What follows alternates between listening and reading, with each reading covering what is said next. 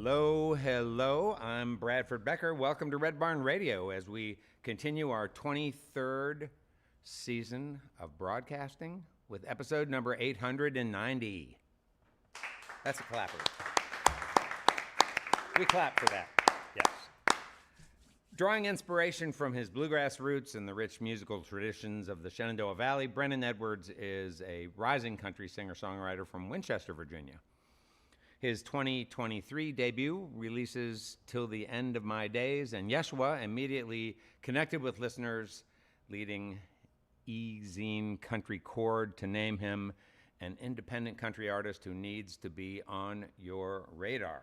His latest EP, released in 2024, entitled Stones, has only further solidified his place in country music's new generation of players. Welcome back in a return visit to Red Barn Radio, Brennan Edwards. Great to have you here, Brennan. It's good to be here. This song's called It's a Demo, for lack of a better name. Maybe when I release it, I'll give it a better name, but it's about exactly what it says. It describes some settings around me I observed upon waking up one morning and my thoughts about them.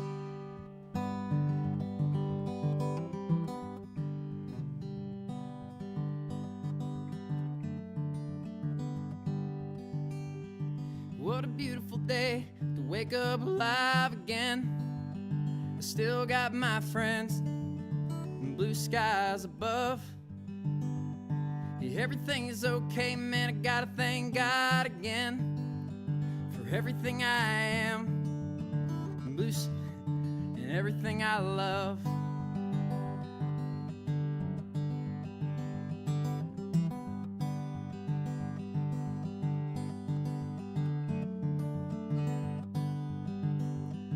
Well, the source of joy is the response of pain that you're ready to change.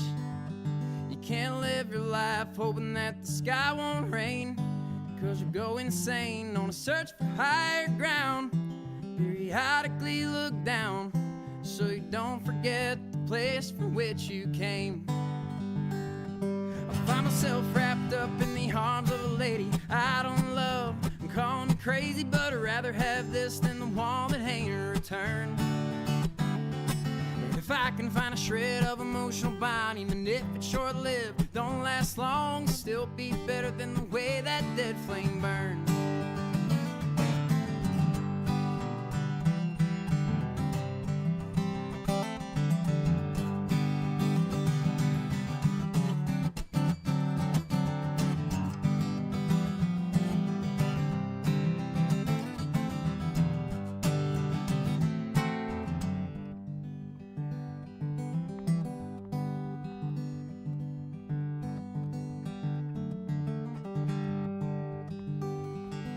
All I want to do is keep a couple close ties, keep the slip knot on the ones that don't mind, and burn every bridge that lead to hateful kind, and go for a swim in the river flowing between life and death. Go floating by everyone that ever left, and watch them wonder if they'll ever find another friend good as him.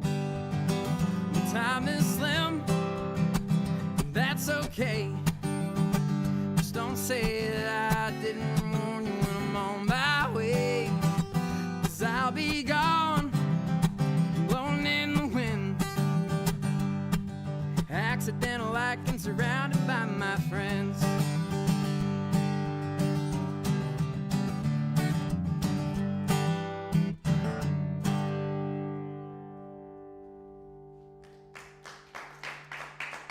Thank you. Good evening and welcome to Red Barn Radio. Wherever in the world you're listening, welcome to Roots Music Southern Style.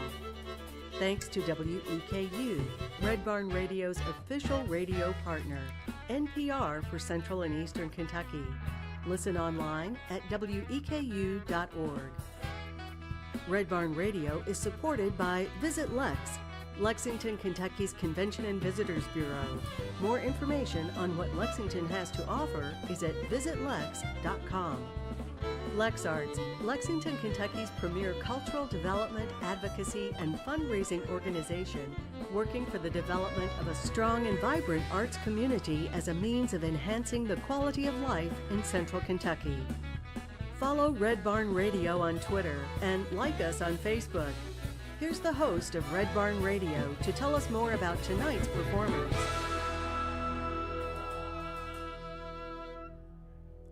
Raised in a musical family where bluegrass was the soundtrack of his upbringing, Edwards' influences run deep, from the banjo picking of his childhood to the storytelling of classic country. Upon its release last year, Brennan's latest collection of songs, called Stones, received widespread support from country's biggest outlets, including Country Central, Whiskey Riff, Holler Country, and more. It's been a big year for Brennan, who hit the road in 2024 alongside other rising stars such as Wyatt Flores and Cole Chaney. He's back here with us tonight on Red Barn Radio for a special solo performance. Welcome, Brennan Edwards.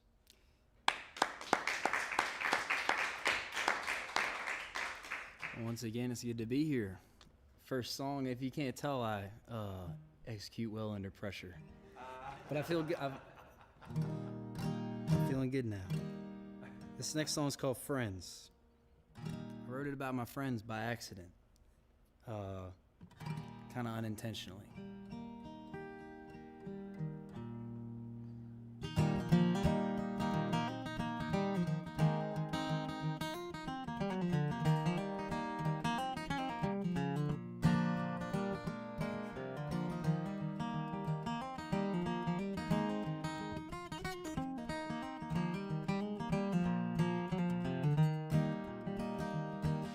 Simple love is like no other. Such was one come from my mother. Let it bounce off me like rubber. Hope it sticks to you. 'Cause I've got high hopes for you, brother. Hope you land there smooth as butter. What you're seeking to discover, hope it gives to you. Take away my silver, boy, and take away my money, boy. I'm tired as I can be. I can't go on any longer. Put me on a floating vessel, sail me with my sweetheart nestled in my arms, send me over yonder.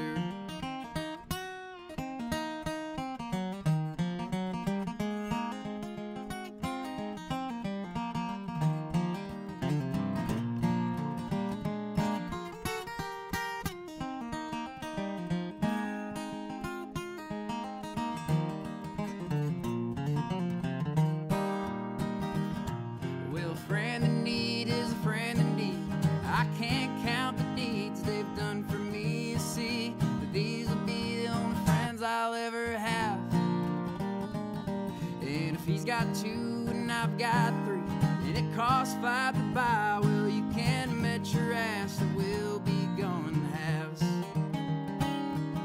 Ain't a need for want and worry, ain't a reason for to hurry to the other side.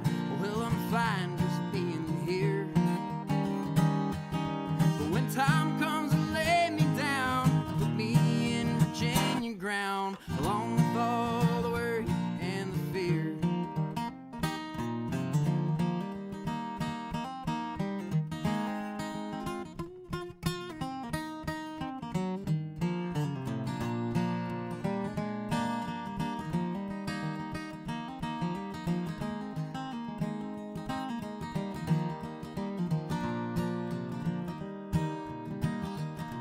Well, simple love is like no other. Such was one come from my mother. Let it bounce off me like rubber. Hope it sticks to you. 'Cause I've got high hopes for you, brother. Hope you land there smooth as butter. What you're seeking to discover, hope it gives to you.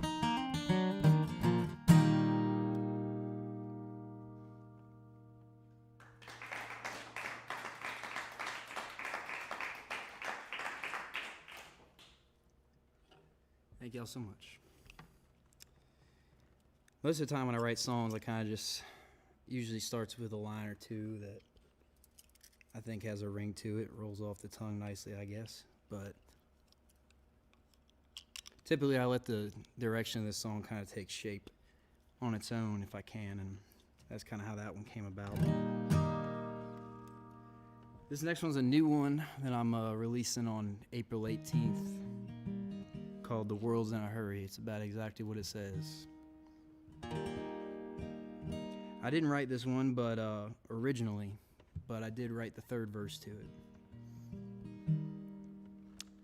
Macaroni, that's the wrong key.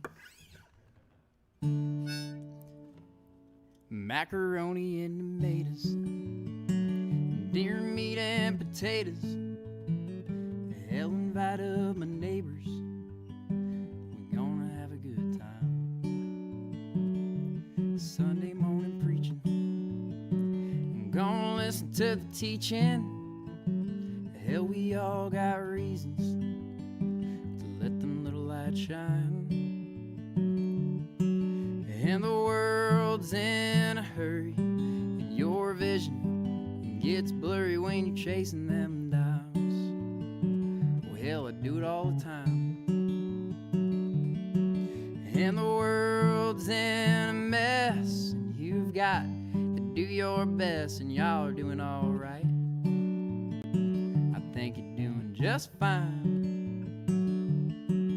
Well, I sure love her cooking and all these shows I'm booking. Oh, but I just keep on looking what I'm never gonna find. I'm just trying to be remembered for something more than dinner. Oh, but look at what I surrendered, chasing that dime. And the world's in a hurry, and your vision gets blurry when you're chasing them dials. But chasing for mine, said the world's in a mess, and you've got to do your best, and y'all are doing all right. I think you're doing just fine.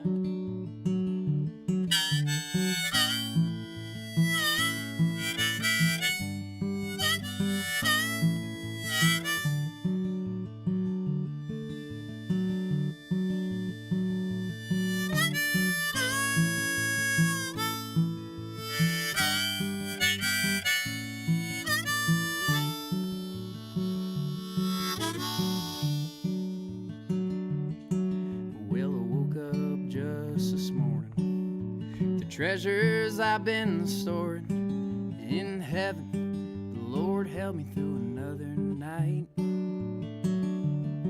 And today's enough trouble, it'd be a blessing come tomorrow. Yesterday don't make me sour, 'cause I'm doing alright.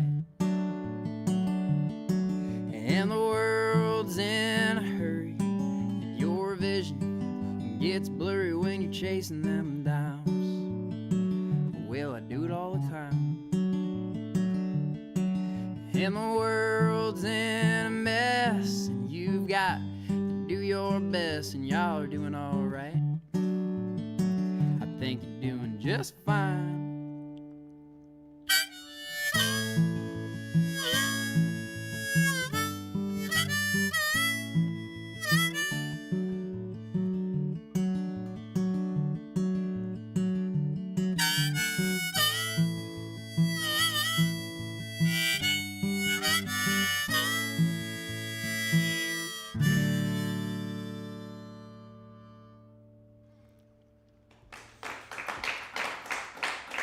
Thank y'all.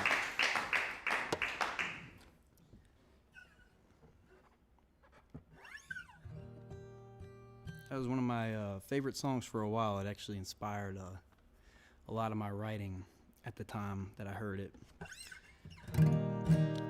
by a fellow named Jason Evans, who also, he was a big supporter of mine early on when I didn't have any kind of a following outside of my hometown. And he knew, you know, he had a lot of music friends in the world that he put onto my music, and did me a lot of help, a lot of good. Led to me getting here the first time. well, you know, in a roundabout way. This next one's called Time to Burn. I wrote this song, started writing it a good while ago, and it's just 3 verses, but it kind of came one piece at a time. So a verse came, and then I sat on it for a while, and then the second verse came, you know, all at once, and then I sat on it for a while longer, and after a year or so, I came up with the third verse, and it's kind of just same thing, kind of just exactly what it says. But this one will be coming out soon.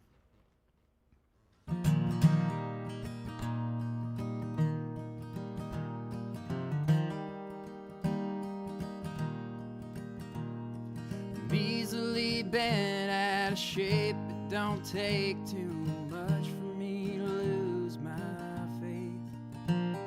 If I say I'm a saint, it's a lie, 'cause I ain't, but I walk with one who holds my fate. But the weight of it all, the pain and the rage and the crazy things that run through my brain, but darling, they don't mean a thing when I'm with you. As long as you're holding my hand, we can make it through.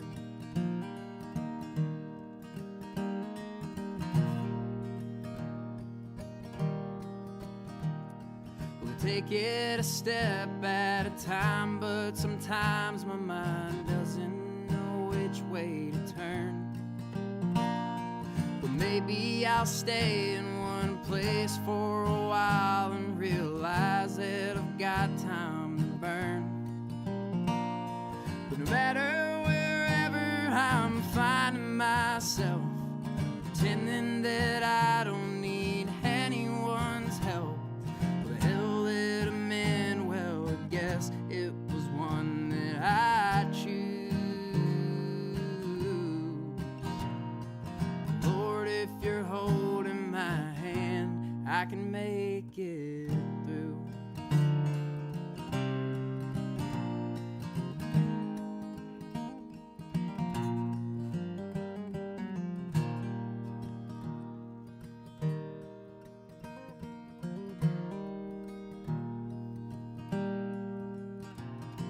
The days they go by the time that I hope in my eyes it's time to get some rest. Might as well stand on the side of the road with a sign that says doing my best. But I ain't no beggar for pennies and pity. I'd rather be dead, that ain't no way of living.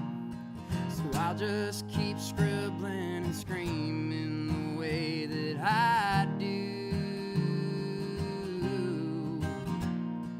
As long as you're holding my hand, we can make it through. As long as you're holding my hand, we can make it through.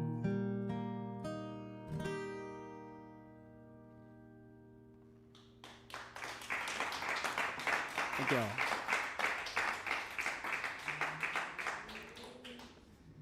This next song's kind of similar. I've been sitting on it for a while, and I wrote it about my previous living scenario, which if you caught my first Red Barn radio appearance, I played a song called A Land Between Two Mountains, and I mentioned having lived in a tent in Gore, Virginia, and for a period of time I lived in a shed, and I wrote this song about that, but just recently kind of tied it up. So this one's called Dirt. It's a little, if it's a little rough around the edges, it's a new one.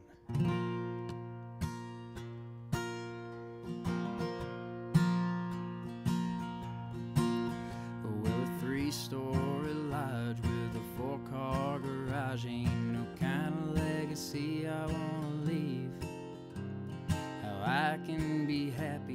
shed with no AC for most of the people. It's hard to believe, but I guess stress is supplemental if you let it be.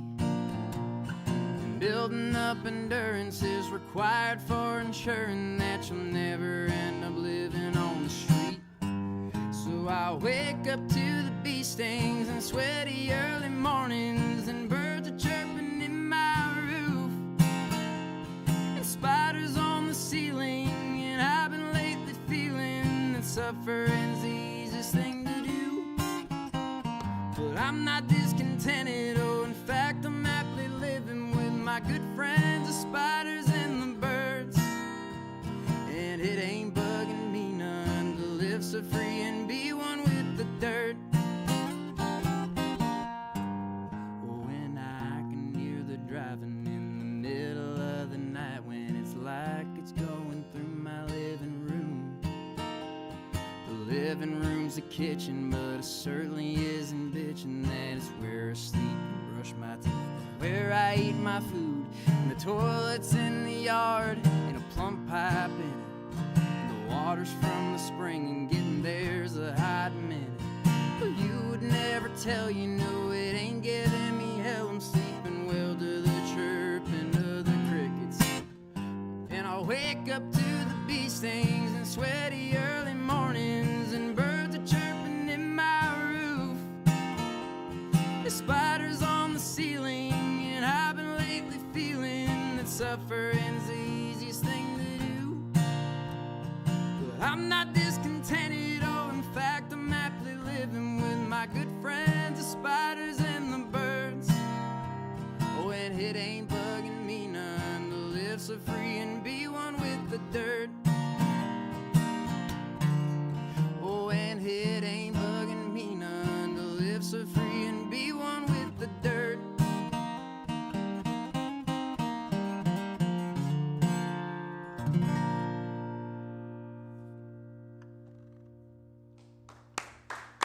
Thank you.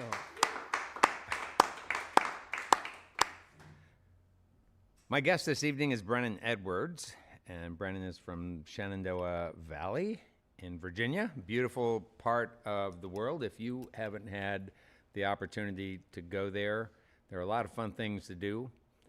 I know we're going to talk some about that tonight, but on the heels of that particular tune, Brennan, I wonder, could you give us a little background about where you were in your journey at the time that you were enjoying living one with the dirt? I was Were you honestly, down and out at that point? not really. No, good. Just living frugally on Yeah. purpose, Yeah. making the music thing work. Uh-huh. But yeah, I don't mind small living and kind of being limited.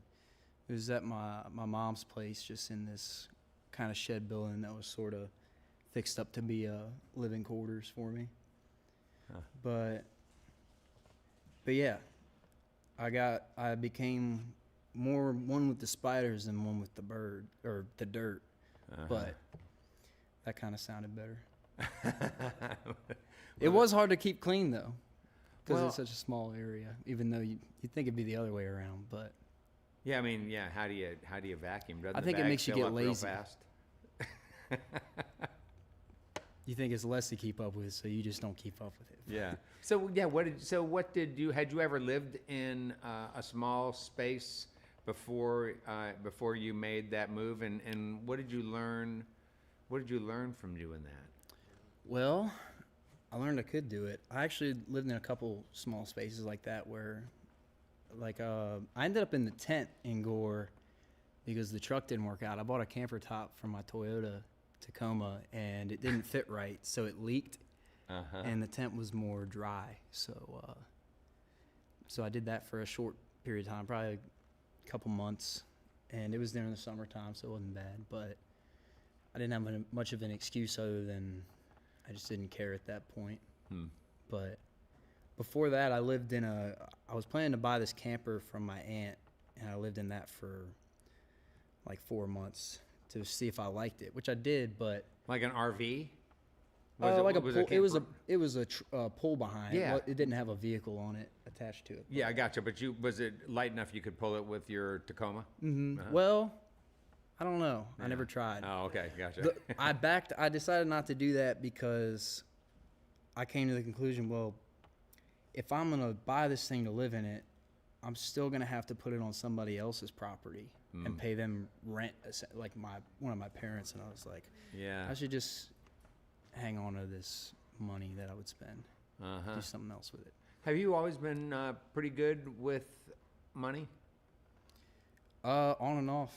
Yeah. Better, more consistently these days, but Is that because somebody taught you how to do that, or just you have the sort of ability to live simply and have few choices?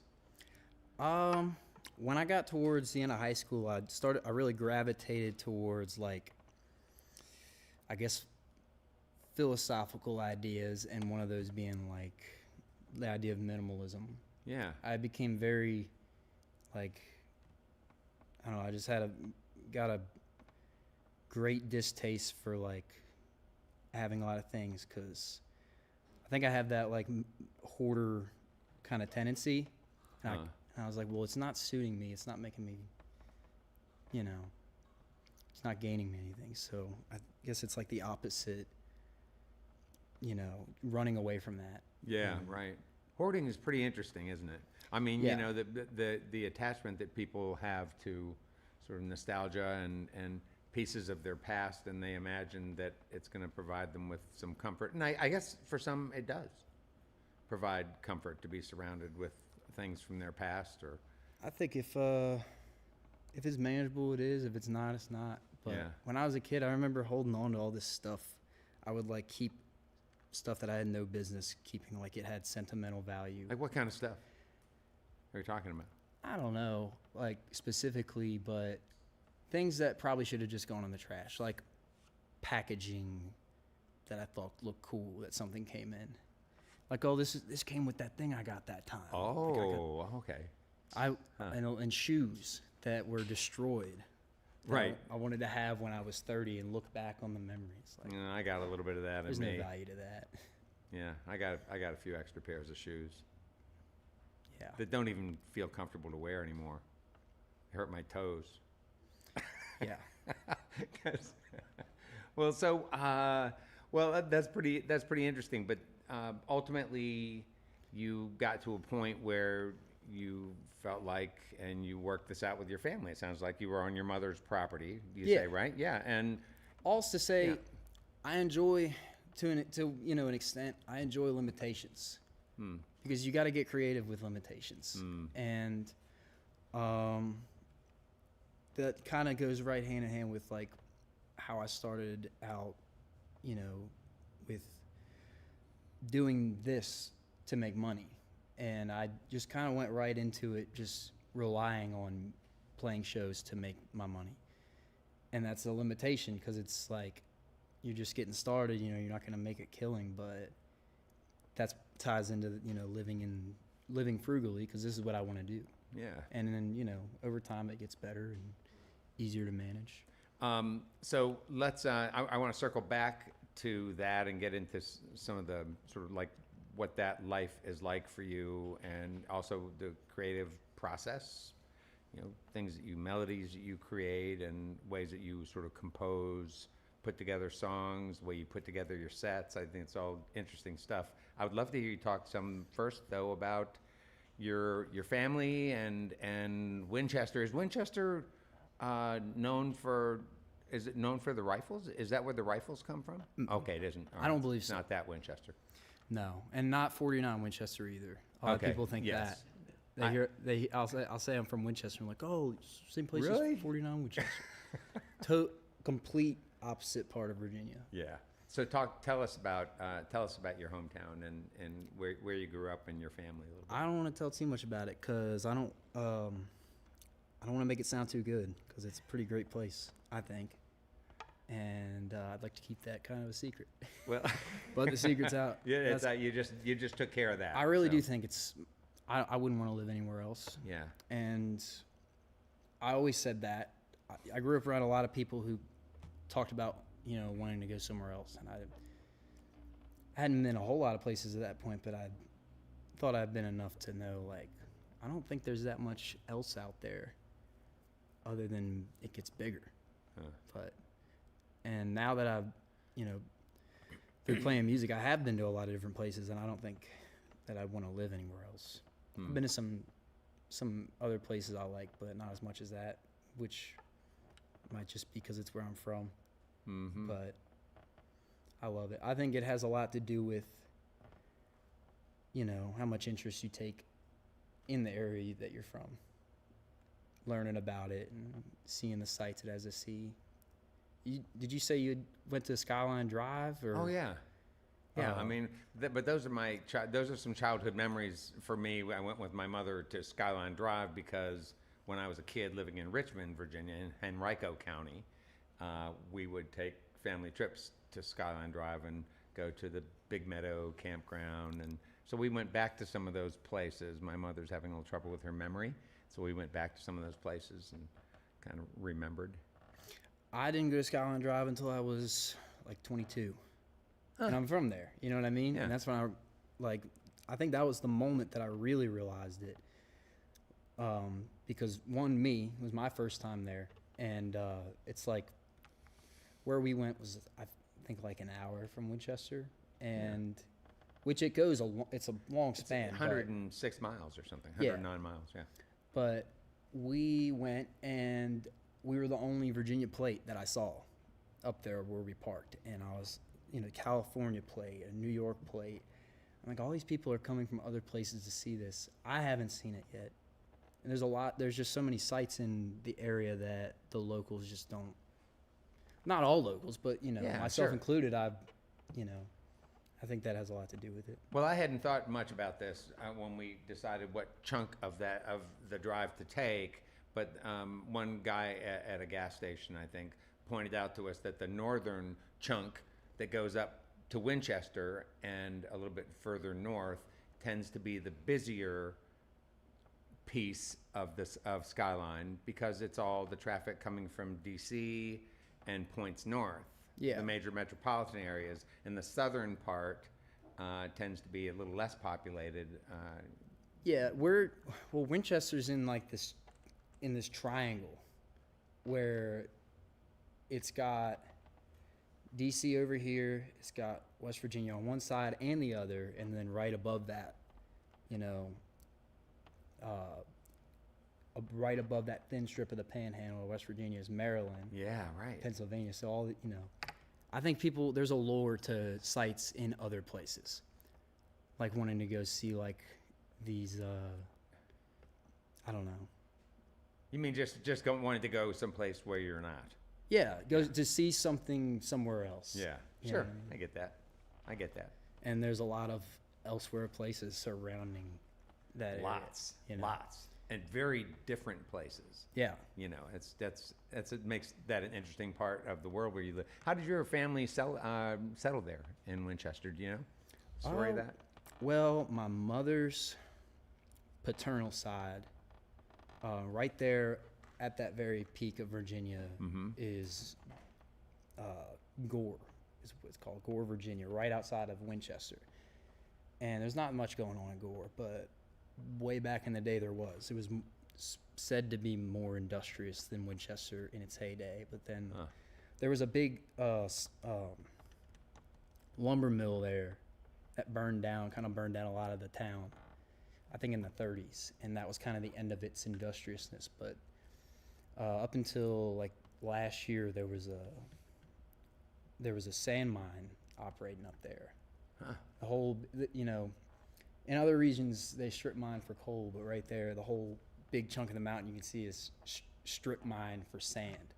So it's just this big yellowish white square out of the mountain in Gore. Oh wow! And it's kind of interesting, but other than that, there's not much going on there. Well, the Gore story sounds kind of fascinating, like maybe song-worthy. Have you ever delved into like writing historical songs about your area? Not historical. Mainly, you know, A Land Between Two Mountains was about, you know, the current state. I used to introduce it that way, which was that my family has a lot of history there in settling that valley, the Back Creek Valley. And my mom has like a binder full of the Dunlap family history there, which was like, you know, they were scattered all through that valley, and every one of them was like a different trade, like a blacksmith, and there was one that had a stone mill that's still, the foundation's still there, you can go see it, and across the street he built this house that he lived in, settled there, and it ended up being Patsy Cline's house in her childhood where she grew up originally. Everybody points to it in Winchester on Kent Street, but the original Patsy Cline childhood home is on Back Creek Road in Gore, and it was originally a Dunlap house. Huh. So, And wow, that's great. Neat yeah, story. I do want to. I need to, you know, kind of get more versed with our family history there. But I do want to think about writing about that, or at least touching on it some more. You've got some neat musical history in your family. You should talk about that. We talked about it last time you were here, but some people are listening for the first time. Yeah, so my mom's siblings are all, they were bluegrass pickers my whole childhood, and their whole childhood too, because they're a lot younger than her, most of them. But my Uncle Jack is like a virtuoso mandolin and guitar player. He's in his own band, kind of doing traditional and more modern style bluegrass. Huh. Did he teach you to play or just inspire you to play? He did teach me a little bit of mandolin when I picked up the mandolin for a short time when I was in elementary school, and he kind of taught me a couple of things, but I didn't play that for very long. It's your mom's brother? Yeah. Okay. Her younger brother Yeah. Jack. Yeah. Okay. But yeah, no, more so just watching them, trying to kind of be a sponge, just visually watching them play. And you're listening. talking about Brennan, elementary school kid? Yeah. Or, yeah. Wow. Yeah, and all through high school and everything.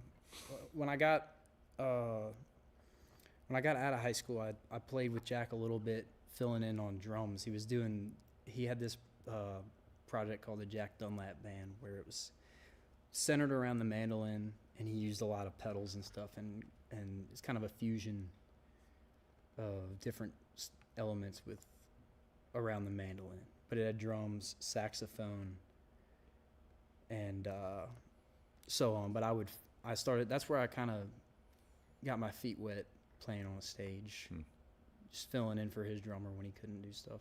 Love it. Let's talk some more in a little bit. How about if we get back to some more music? Guest Absolutely. on Red Barn Radio tonight is Brennan Edwards. We're so glad you're here, Brennan.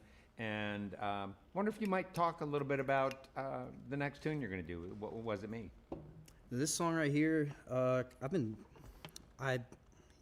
I tend to, I had this song written for a while, and I don't know, whenever I write new songs, I kind of supplement them into my sets to kind of test the waters, and I don't know, I never felt like it got any crazy reactions, so I didn't do much with it.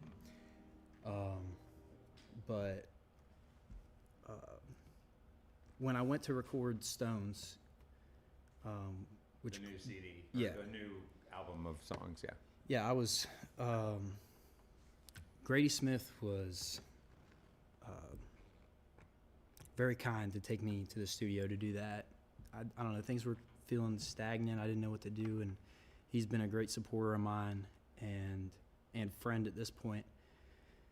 And he produced that record for me, and we kind of just knew, out of the songs that I sent him, that one and Me and the Devil, which I did on Red Barn, he wanted to do on this record. And I don't know, he really believed in this one. He also, it was the verses were in different order.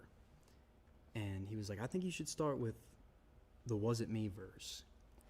Just as a, I don't know. Was the But song he was right. titled "Was It Me"? Not originally. Oh, okay. All right. The Gotcha. third verse starts "My Greatest Friend," and that was what it was originally called. But again, just like the "Time to Burn," I wrote this song in 3 pieces. It's just 3 verses basically, and I wrote a verse and didn't take it anywhere, and then I wrote another verse way down the line, and it kind of just pieces a general idea, which is, I've been on the other end of this song. I've been on the firsthand perspective that it's speaking from, more than once. And it's just about unreciprocated feelings, I guess. Yeah. I think everyone's been there, and on both sides of it, probably. But it's been doing pretty well lately, so Cool. definitely wanted to play it today. This one's called "Was It Me?" Was it me? The one you couldn't help but to believe? The one you thought would root your family tree? Could it be true love I couldn't see?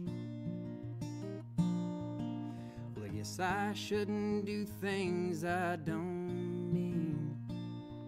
Was it me?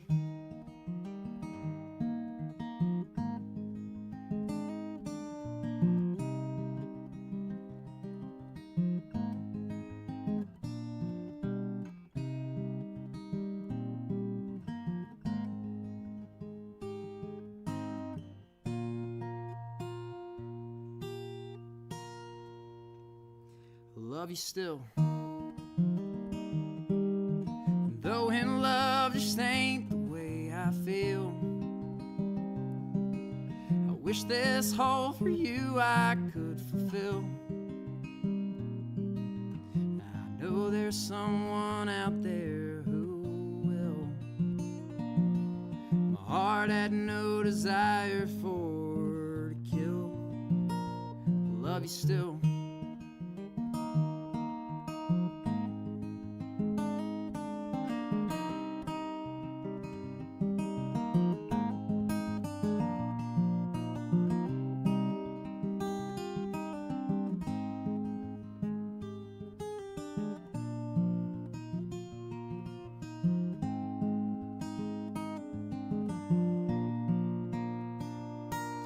Greatest friend,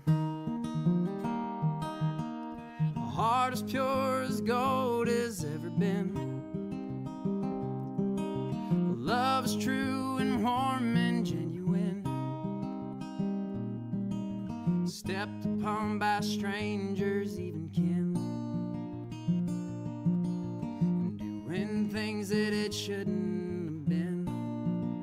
My greatest friend.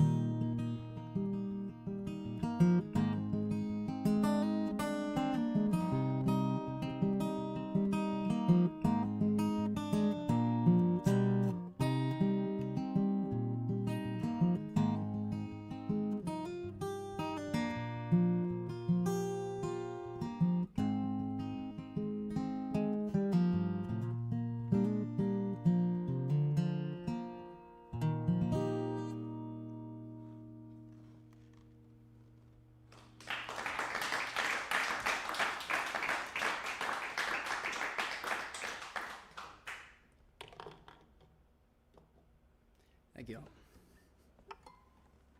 Oh man, I did that whole song with the pick up here in the strings. I'm surprised it didn't throw it out of tune.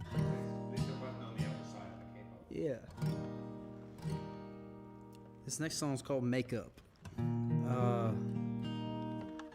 think it's pretty self-explanatory.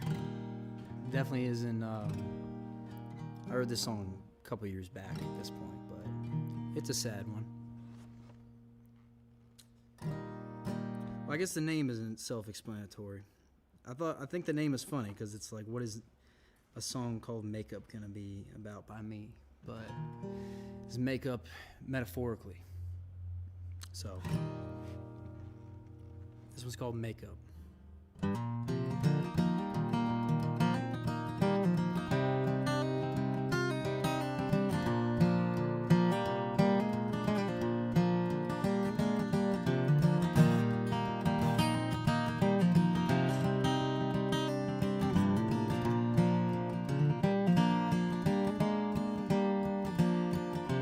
Wish you'd see things like I see. Miss you like you won't believe these days. Need your smile, it makes me warm to feel your heart so ripped and torn, just like mine. And we're strangers who once talked about forever, but we parted when along came warmer weather. And I guess we weren't ready for the morning sun. Shine a light on all that we'd become. Shine upon my every wound. Showed you I was scarred like you to the core. You couldn't cover up. It made no difference how much makeup I wore. And I think about you every single day. And I wonder just how long it's gonna take to find out if our lives have tangled paths along the way. If we were running in a dead-end race.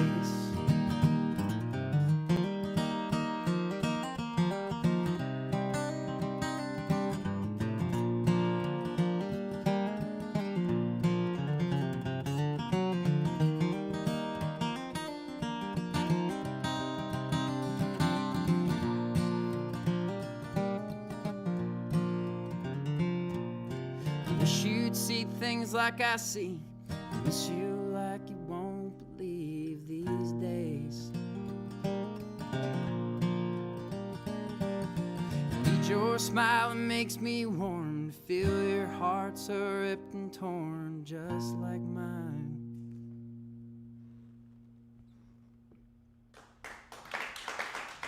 Thank you.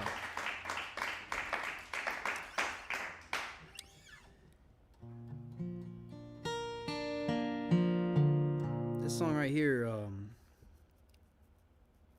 I did a video with Appalachia Untold of this song. It's kind of written in the same era that last one was written, and it's kind of along the same lines, just being sad about a person and the situation. I guess the situation that I'm writing about at this point was not over yet, and I kind of sensed that it was coming to an end, and that's kind of what I wrote this one about. And it's phrased with a lot of questions, and it's basically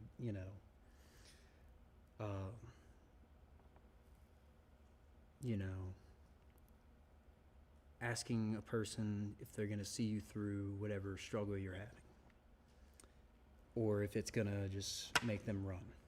So this was called Until I Bleed. A lot more people resonated with this one than I anticipated, so it's been pretty well received, thankfully.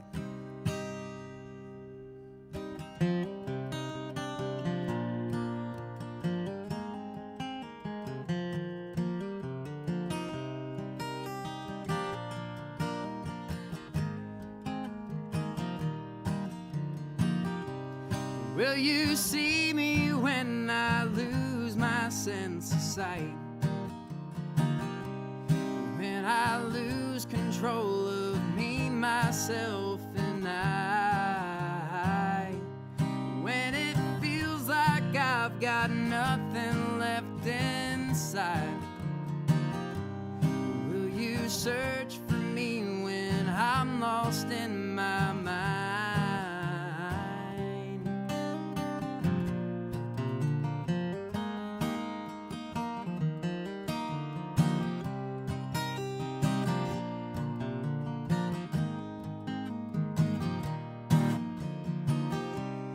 Sorry that I'm not the man I seem to be,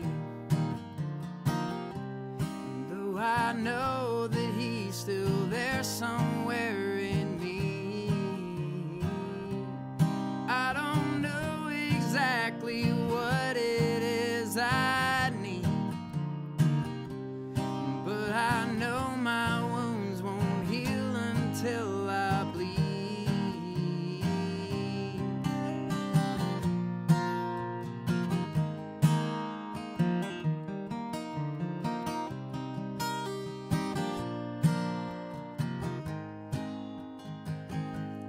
Well, I know that you're my woman, and I know that I'm your man, and I know that I can't do much more than do the best I can. Oh, but lately it just feels I don't deserve to have your hand holding mine and trying to keep me on my feet when I can't stand.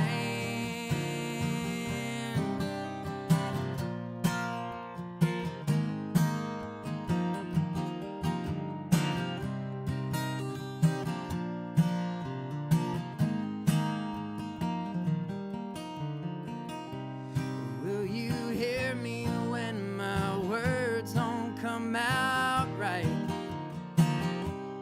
When I can't think straight and my soul starts to blind. When it seems like all I want to do is fight. Yeah, all I really want to do is set things right.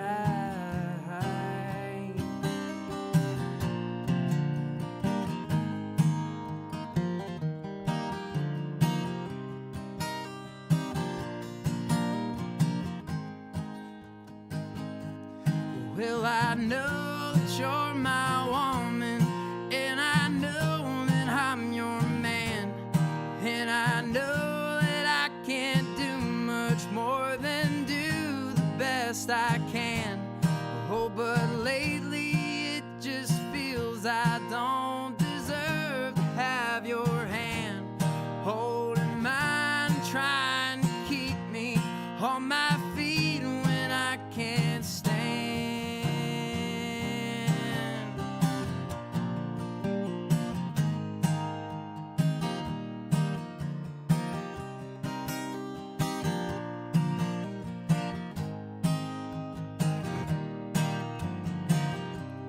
Will you see me when I lose my sense of sight? When I lose control of me, myself, and I. When it feels like I've got nothing left inside. Will you search for me when I'm lost in my mind?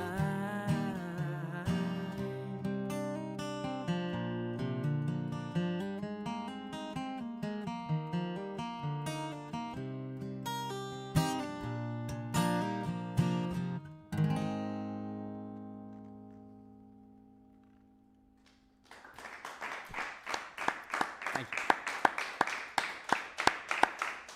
Before we get on with the program, I'd like to take a moment to remind listeners that Red Barn live streams, both tonight's and on any Wednesday, remain available online for you to view at your convenience, along with live audio streams courtesy of WGAD.net in Central New York. Don't miss a single episode of this program, and for heaven's sake, be sure to tell your friends, share what it is that you like about Red Barn Radio, tell them what's coming up. Makes a big difference, folks. We're not going to be live streaming next week, but we will be back on April 16 with Kentucky-born singer-songwriter Kimberly Morgan York. York has spent her lifetime on the road making music. She started performing publicly when she was a mere 3 years old, if you can imagine that. She traveled and played with drive-by truckers and eventually developed her own excellent material. Critics call her one part Wanda Jackson and the other part Dolly Parton. We just call her Kimberly Morgan York. and I know you're going to enjoy what she brings. That's Wednesday night, April 16 on Red Barn Radio in studio and on Red Barn Radio's live stream, 7 p.m. Eastern in North America, just like we started at 7 p.m. Eastern tonight. Now let's welcome back Brennan Edwards.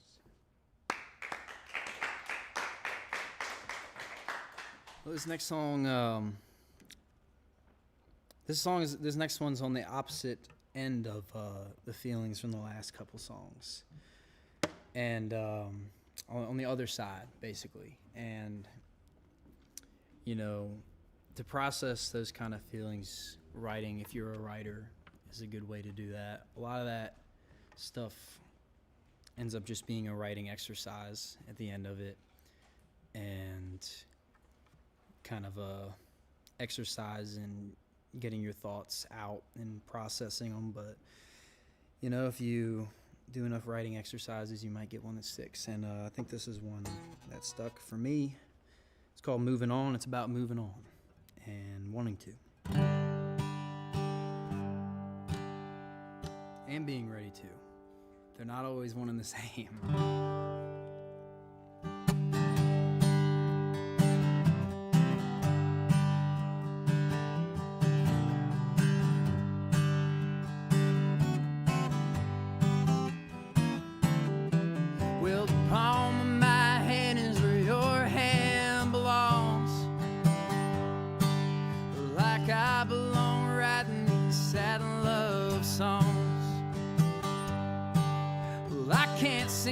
Talk about anything else. Oh, but pain is existence and love just means will. Oh, and I like the way that you sit on my lap after you put about 3 or 4 back. Enough whiskey drinks for to get you to act like you love me the way you did way back. But I'm tired of running around, finding things out I wish weren't true. I don't think you want me around. You just like having someone look at you the way that I do. I'm moving on, writing these songs so I don't want to.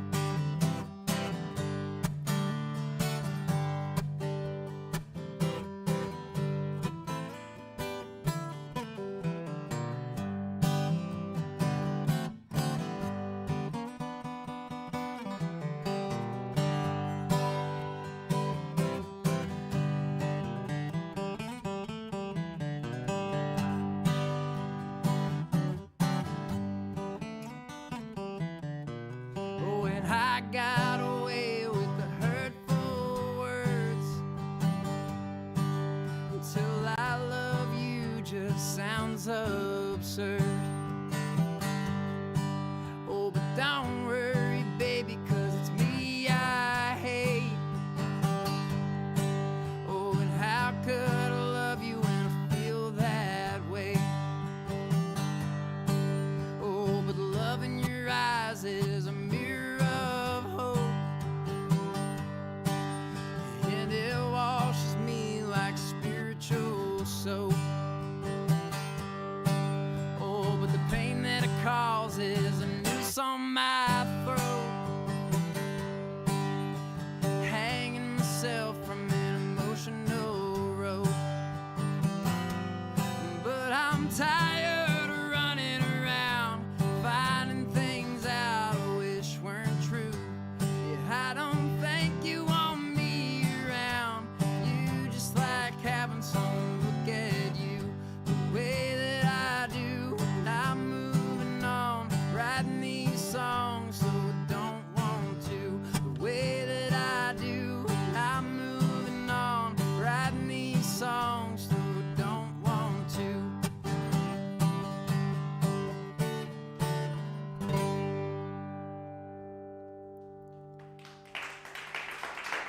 Thank y'all.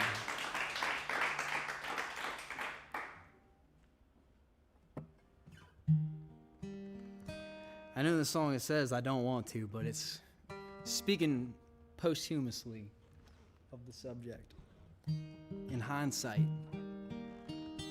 But anyways, this next song is called Shotgun Wedding. I don't know.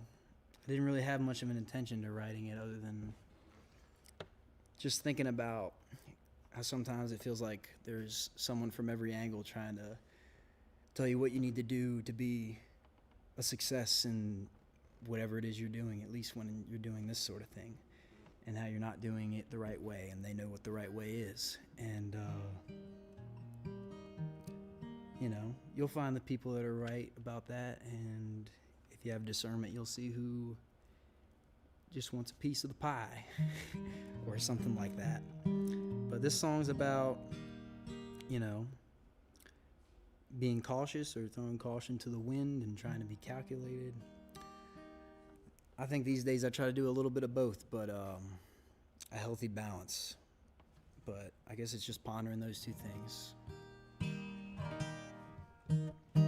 It's called Shotgun Wedding.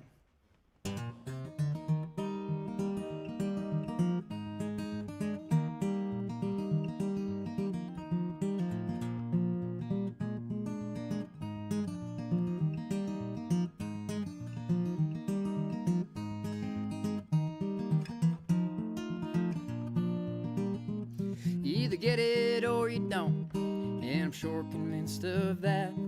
So don't you come to me pulling rabbits out of your hat. Calculation takes away from creativity. Speculation can't replace the pace of wait and see. Well, I'm waiting on the other side of young and unaware, still somewhere between the here and there.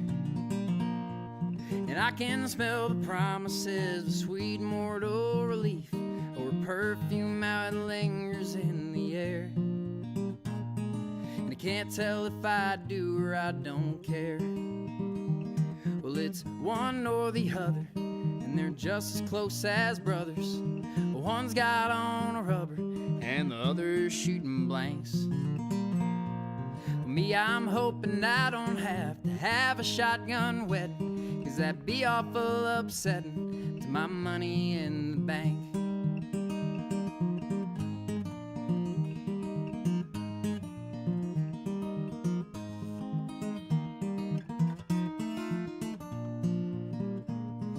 Well, it's unclear, it isn't dear that you seem wrong to me, but I don't have the time for making let go memories. So truth be told, I guess it is your guess as good as guessing gets. Mine's so good, how blessed it is, guess it comes naturally. Well, it's one or the other, and they're just as close as brothers.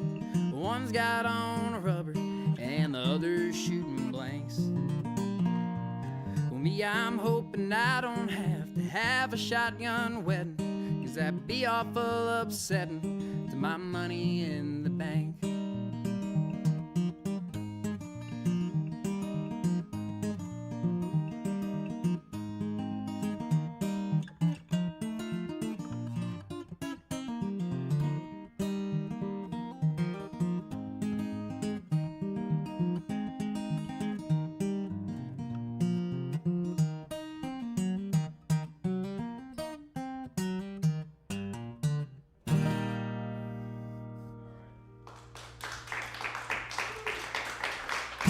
Thank y'all. All right, this next song right here is the title track off of the new EP that I put out in November. Once again, this was produced by Grady Smith. He's a great friend of mine and just a great person to know, both personally and if you're a musician. He's helped me out a lot, and he helped me put together this record. It's called Stones. I guess about Stones, just all together, you know, Was It Me's on there. There's another song, you know, Me and the Devil was one I did on the first time I was on Red Barn.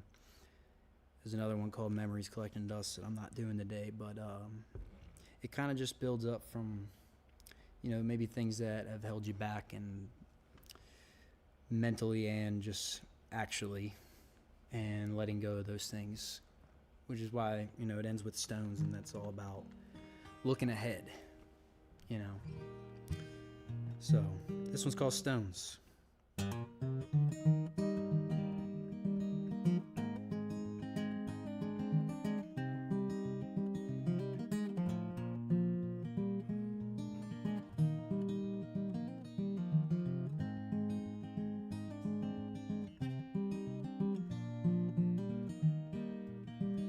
Well, I got pockets, but I'm done carrying things around all over town that don't do me no good.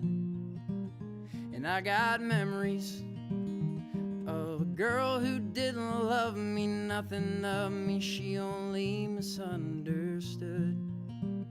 And I'm pretending there ain't a thing here going wrong. I'm singing songs of love and loving every day. The sun is shining. Well, I woke up, there's too much good to focus on, and honestly, I'm feeling great. And I'm letting go of all my stones in my pocket.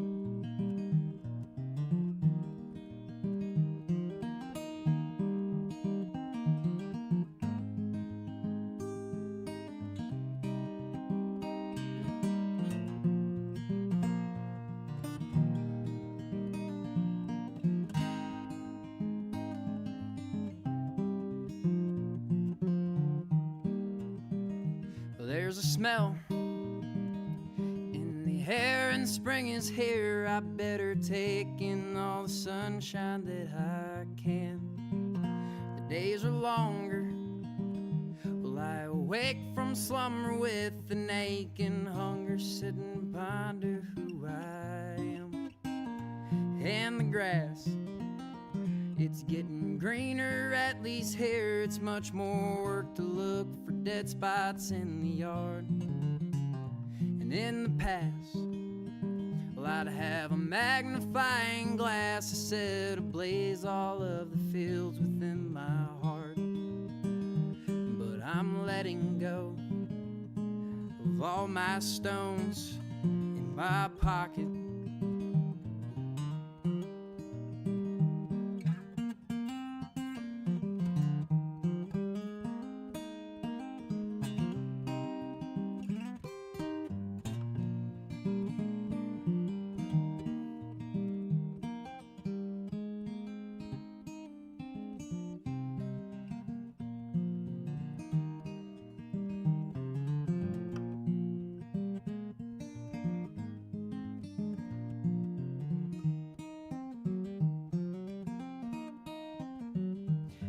I'm letting go of all my stones in my pocket.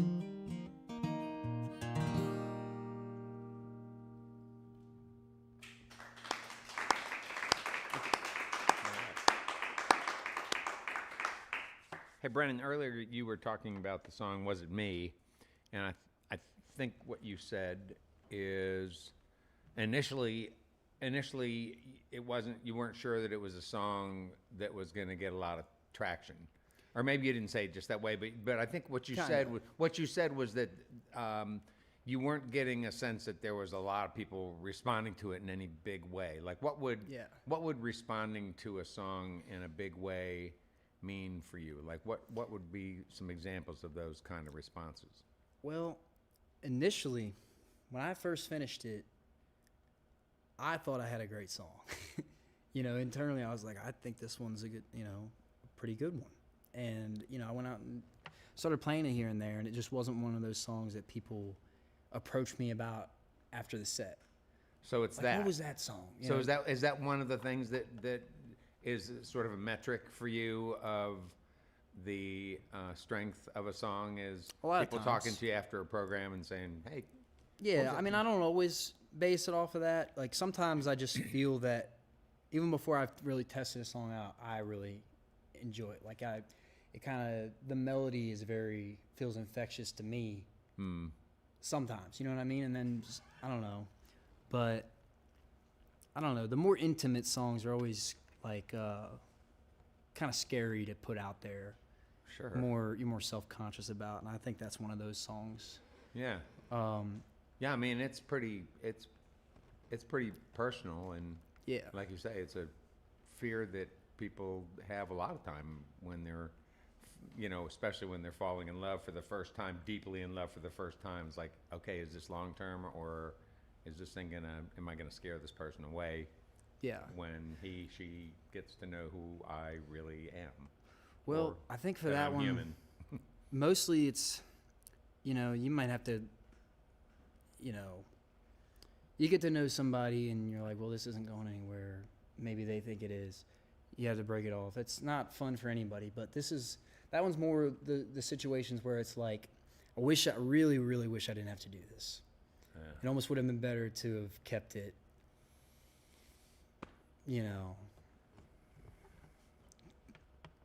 not taken it that direction, or at least explored that direction, of past friendship, and them not, wanting to. And like I say, I've been on both ends of it multiple times, and that's kind of just where it came from. Because like I said, I wrote it in pieces, and maybe one experience starts the process, and then I think I was able to look at myself as the person on the other side while writing it throughout, because it took me a while to really, but it was a conceptual song for me, where I knew what I wanted to write about, which isn't always the case, but it's kind of geared to be a love song to a person that you otherwise couldn't write a love song to. Sure. So what when you think about your songwriting and what you go through to finish a song and your process, what do you see as sort of your thorn in the flesh when it comes to songwriting? Like, what is that thing that gets in your way? The process that I go by most of the time, which is I tend to write words and just I'm thinking more of the like the rhyme structure and imagining a melody rather than like and I don't even have my guitar around, rather than I'm sitting down and I'm coming up with this melody and then trying to put words to it, which I've done a few times, but typically goes the opposite, the other way. Yeah, because I don't know, it feels to me like trying to dig on hard soil when I do it the other way around. And if the words can just come to me a lot easier than the melody most of the time. The downside to that is like getting stuck in this mode of like writing a song and then not being able to break it out of like a certain chord progression, and doing this, But yeah, definitely the not sitting down with the guitar and having a melody prepared in a chord progression to go with the words every time. Because then that could take, I could write a song in, 20 minutes and then I don't know what to put it to for 6 months. You know what I mean? And then one day in the case of a lot of these songs, it just comes to me. Maybe like a couple of the lines are catchy enough to get stuck in my head, and they'll just repeat until I find, a melody to imagine them in that works. Do you sometimes just write silly songs, just songs that people can tap their foot to? Yes. Actually, I didn't include it here, but I got this song called Aardvark. Sorry, called Aardvark? Yeah, it's about absolutely nothing. But my buddy was on the phone with me. I was in a green room. I was at the Vanguard near Virginia Beach, and I think in Hampton, Virginia. and I was playing with Cody Christian. What's up, Cody Christian? And I was down in the green room. It was like 15 minutes till I was gonna play. My buddy called me. We were just, just chatting about nothing, and he said he just started singing these couple lines, and I was like, what is that? He was like, I don't know, I just came up with it. So then me and him kind of came up with this song, like a week later. And it had the A word in it. Yeah, the double A. But it's if you hear it, if you get the chance to hear it, if I do anything with it, it's about absolutely nothing.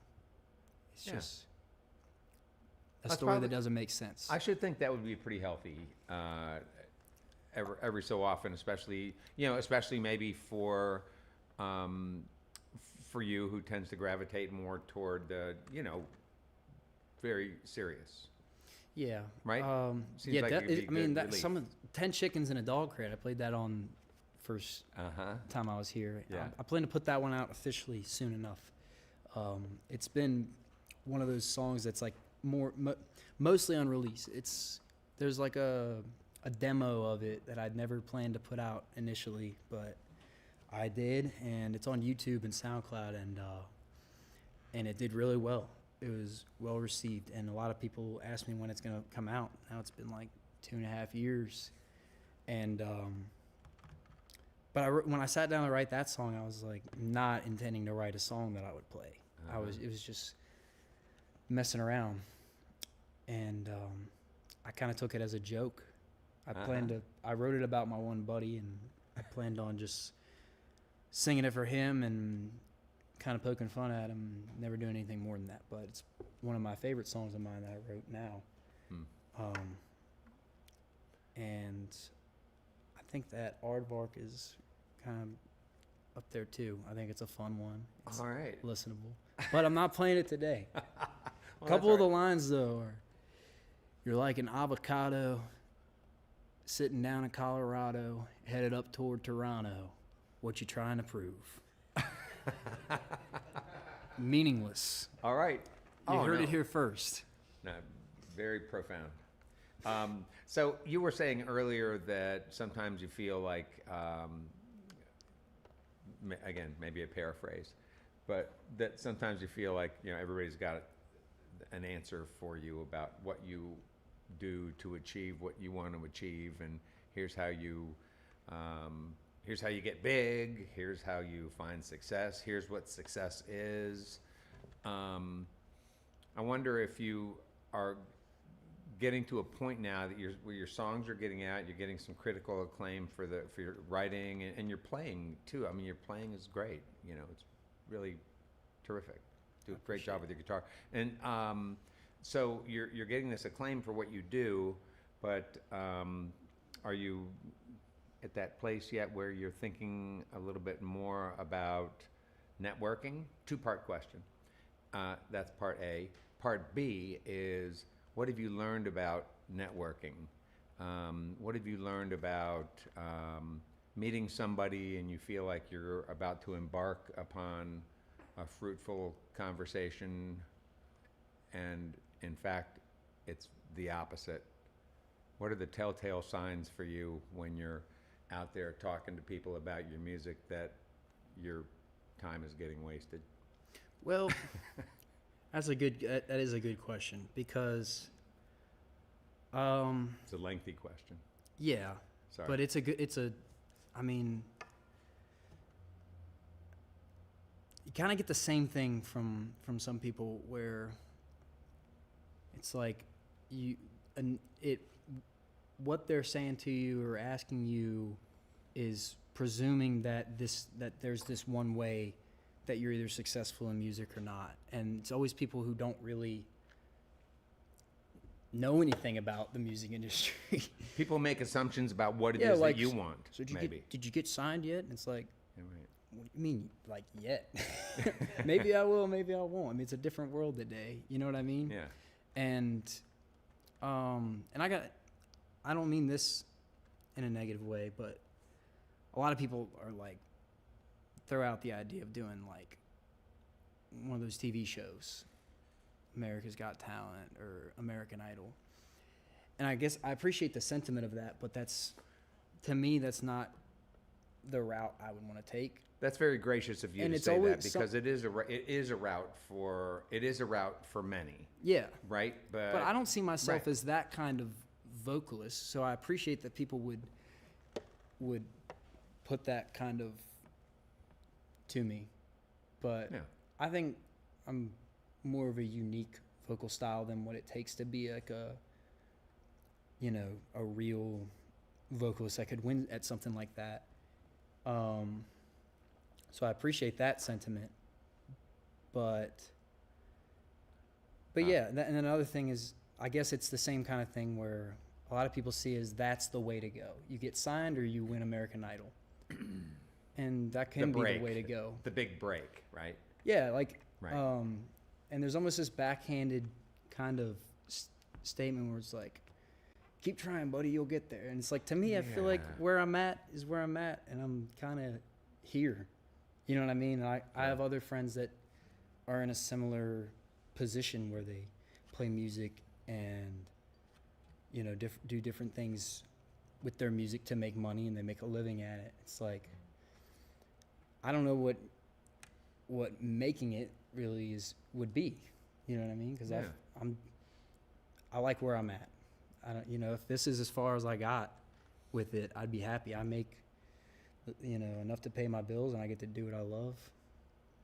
But as far as to circle back to kind of the main part of the question, though, when I first released Till the End of My Days, it did really well, really quick, with the help of getting on a Spotify playlist, and it got a little bit of attention. There's, people calling me, trying to get involved, and they're here today and gone tomorrow. If you're not ready to act now, you know what I mean? And I saw a lot of people. I don't see those people or hear from them so much these days. And What do they want you to do? work with them, I think. Yeah. They a lot of times, it's danced Management. around. Yeah. People who wanted to manage you, people not who so wanted much, to play but- with you, people who wanted you to co-write with them. There was a couple agents Yeah, and sure. a couple A&Rs. I've actually there's some people who aren't, here today and gone tomorrow. You never hear from them again if you're not buzzing. You know what I mean? Yeah. And there's some of those folks in the industry that I've come to really like, and I keep in touch with them. And it doesn't have to be a snatch. They didn't have to snatch me up when I had a little more attention going on. They still take an interest in what I'm doing and support it. And I guess you can just tell when people are genuine and not, Yeah, right. Imagine you get a knack for it. Yeah. Um, But then everybody's got an opinion, including myself, and some of them are right, some are wrong. And Yeah. I know I've definitely had to learn a lot about, doing things to help myself with this, taking the opportunities that are readily available to promote myself for free, and being too stubborn to take the short amount of time to do that, But I mean, you've taken the time to be one with the dirt. here you I go. mean, right?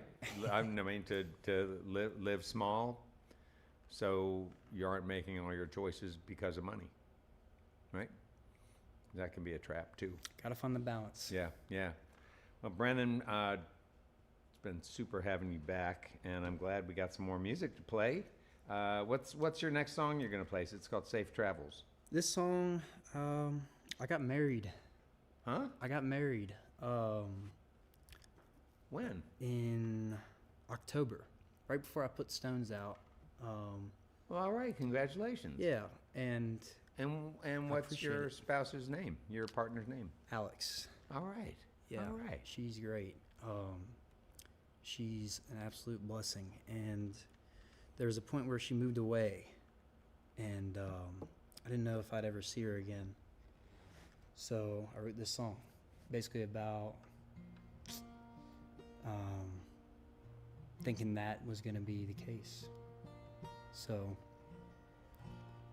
All right. This was called Safe Travels. It was basically geared to be a going away present. Like, here's what I think. This one's called Safe Travels.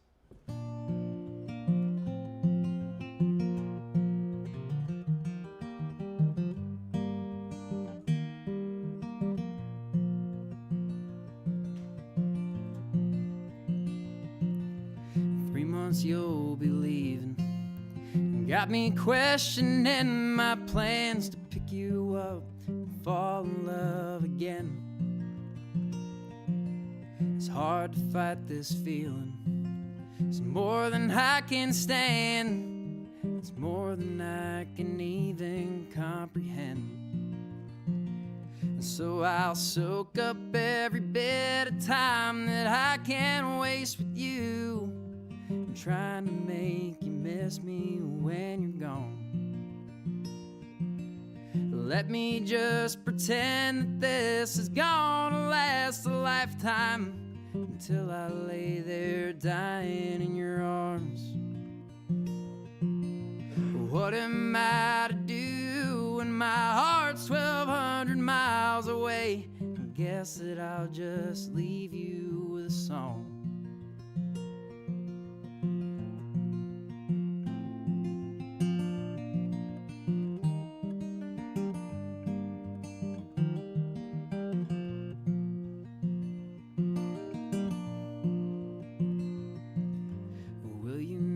The kindness I'd always shown to you, the sparks that flew and know for both of us.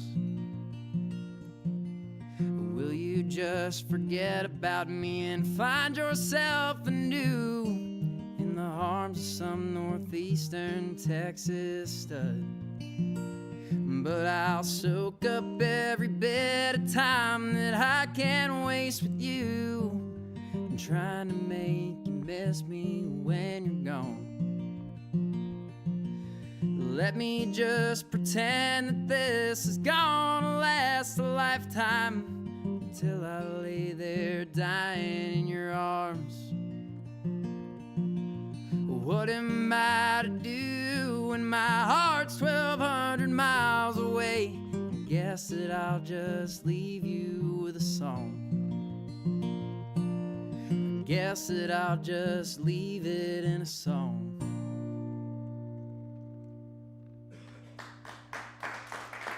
Thank you.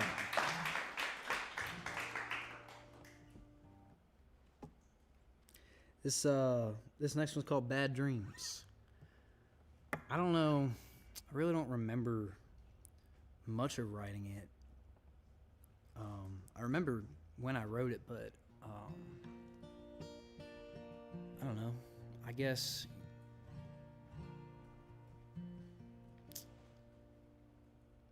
I was feeling low momentarily, but I wrote this song about,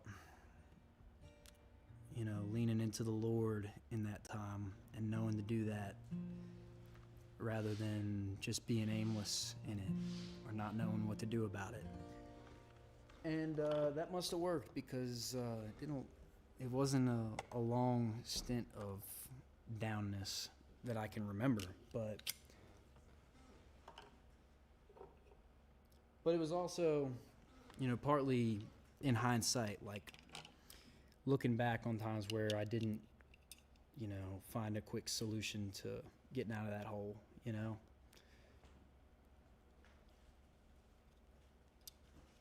So it's kind of one of those things where,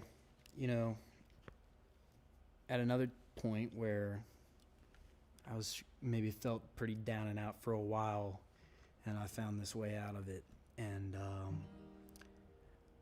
maybe sort of felt like that was creeping up on me in that moment, but I know what to do about it now. So this one's called Bad Dreams. They're not real.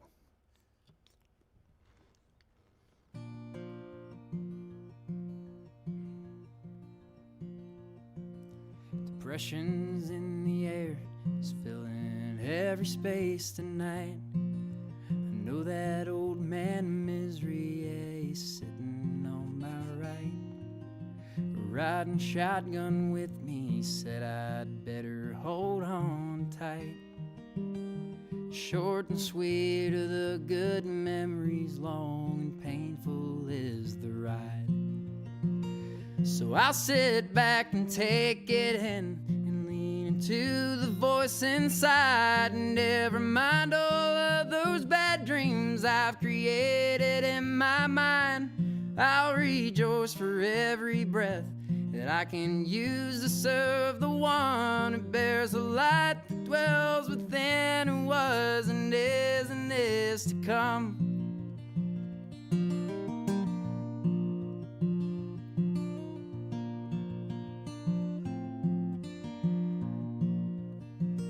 So I won't ask for anything, well, I've got everything I need.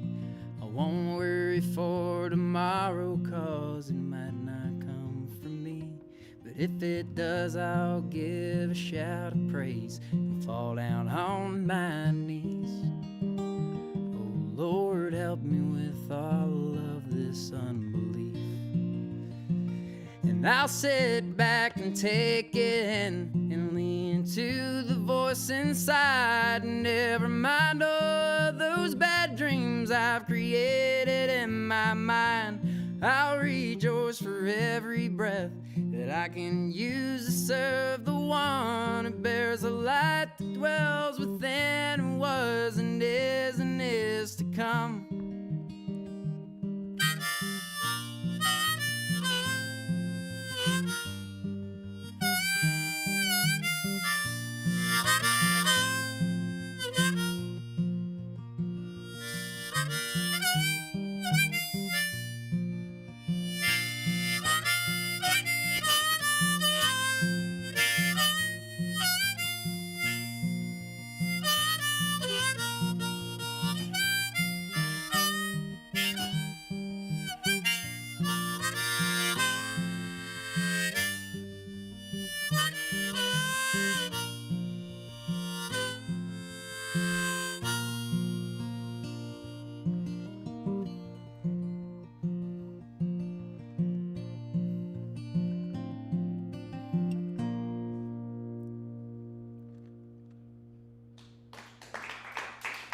Thank y'all.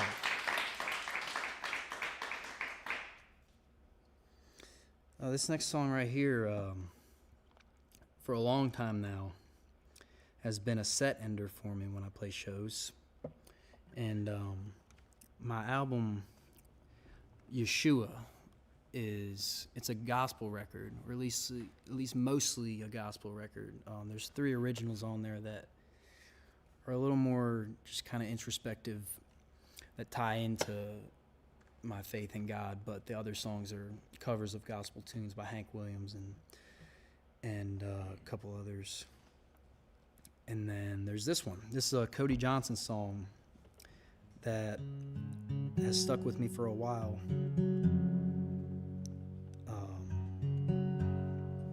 And for a long time now, I end my shows with this song, or at least one of these songs. And that was kind of the idea of the Yeshua record, was it's just me and a guitar,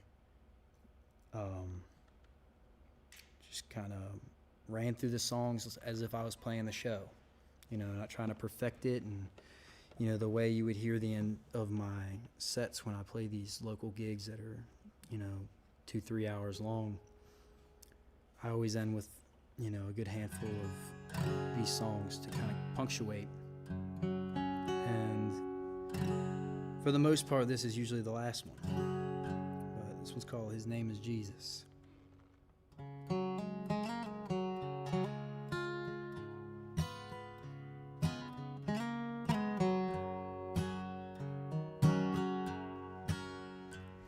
At the mention of His name, walls crumble, lives are changed.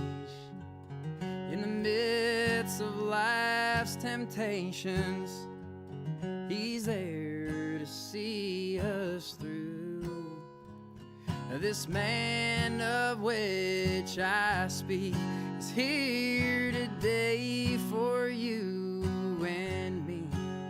His name is Jesus, but you can call him as you please. They call him Emmanuel, the King of all kings. He's the Son of the Father, the Prince of Peace. They call him Hosanna, a lighthouse at sea, the Rock of Ages, but he's a friend to me.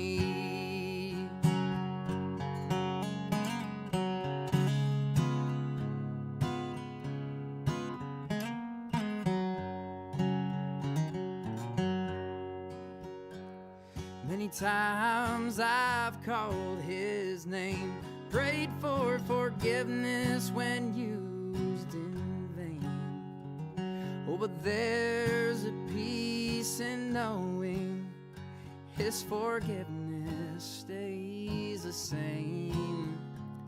Most famous in history, things he spoke, the whole world still reads. His name is Jesus, but you can call him as you please. They call him Emmanuel, the King of all kings. He's the Son of the Father, the Prince of Peace. They call him Hosanna, a lighthouse at sea, the Rock of Ages, but he's a friend to me.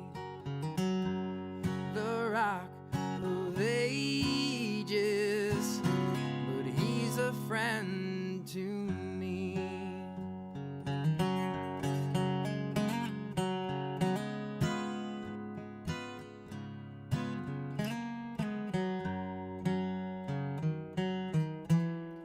They call him Hosanna,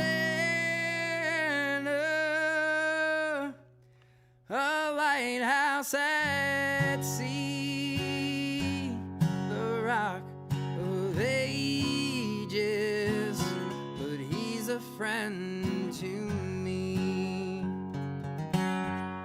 The Rock of Ages, but he's a friend to me.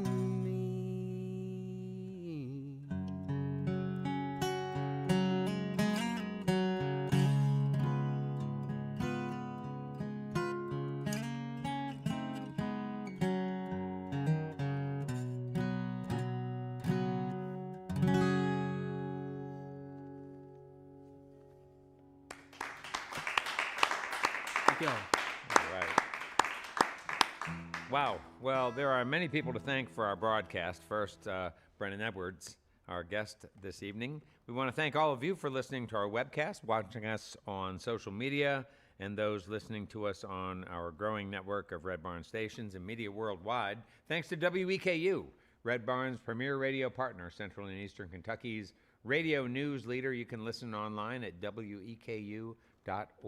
It's your chance to hear more great live music from Red Barn Radio and WEKU. That's NPR for Central and Eastern Kentucky. Those of you here in the Central Kentucky area, speaking of you, be sure to check out Red Barn TV. It's our weekly program of music, now on ABC 36 WTVQ.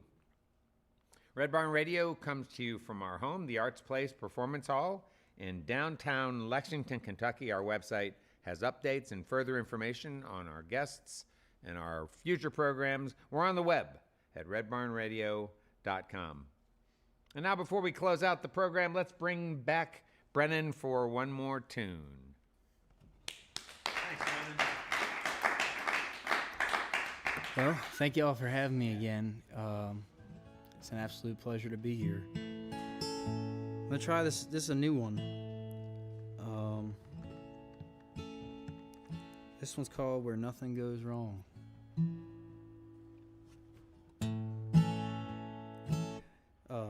Yeah, this will be the first time I think I've played this outside of my house. I think I've only played it once, maybe twice. So I'm going to do my best at it. Where Nothing Goes Wrong.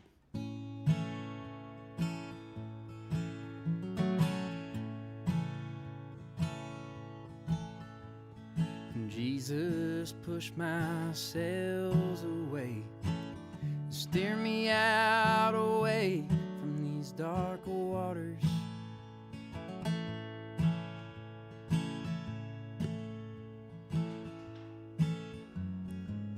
And bring me back home to the shore. I got no chance of fighting on my own.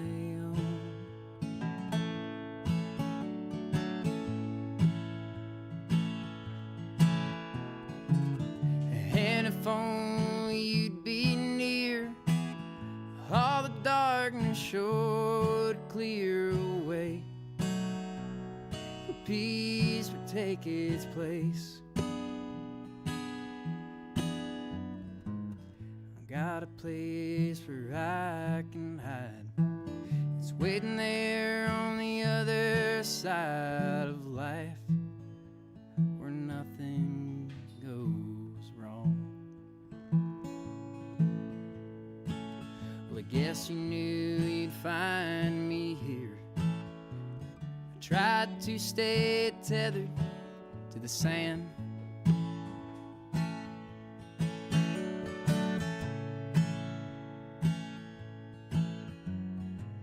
But about the sands, you've been real clear.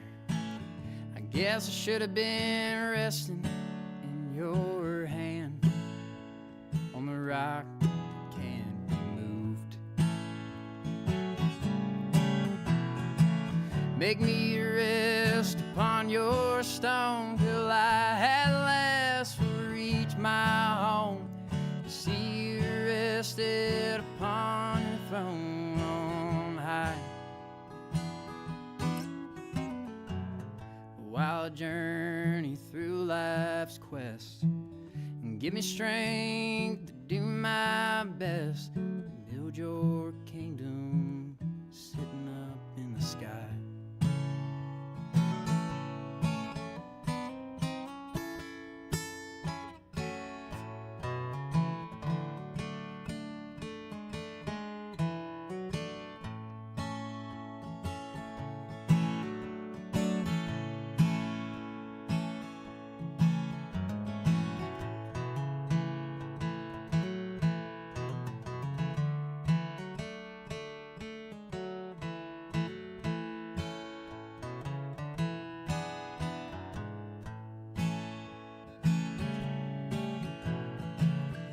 And if only you'd be near, all the darkness sure would clear away.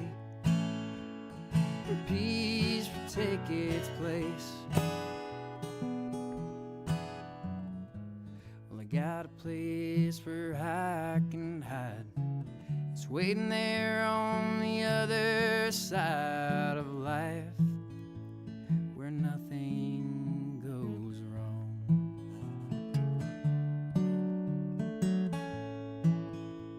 Where nothing goes wrong.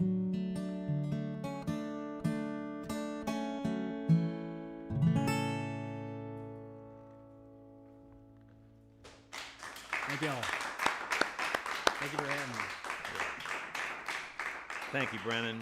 Well, friends, that's all for our show for this week. You can see and hear Red Barn Radio worldwide, though, as we stream live on the web on YouTube, Facebook, and Twitch, Wednesdays, 7 p.m. Eastern in North America. Remember, next week we are dark, April 16th, though we will be back with Kimberly Morgan York, and we'll look forward to having you with us. It's always great to hear from all of you who listen to Red Barn Radio's archived performances on your favorite streaming platforms and our Red Barn Radio YouTube channel.